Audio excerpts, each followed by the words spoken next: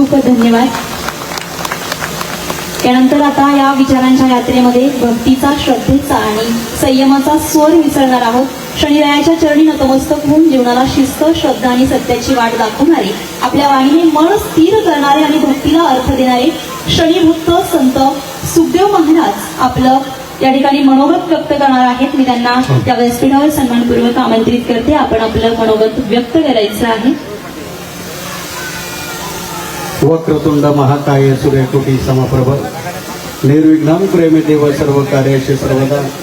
ओम नीलांजन समाभासं रवि पुत्रमेमागर्जं छाया मार्तंड संभूतं तन्मामि शनेश्वरम. आज आपल्या ह्या पांगरी ह्या पावन भूमीमध्ये संत हरिदास बाबा यांच्या चरणस्पर्शाने पावन झालेली ही भूमी आणि ही समाधीचं हे पावन गाव. आणि ह्या ठिकाणी एक सूर्य उदयाला आला.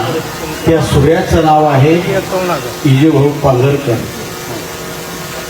आणि हे निश्चित आहे, जिथे दिव्याखाली अंधार असतो, आज त्यांचं खरोखरच सामाजिक धार्मिक कार्याचा जर विचार केला तर आता आपल्या बाबाजीने सांगितलं आणि मला पण माहिती आहे की म्हणजे अर्ध्या कमीत कमी 20-25 देशामध्ये आपलं सर्वांचं आराध्य दैवत असणारे शिवछत्रपती शिवाजी महाराज यांचं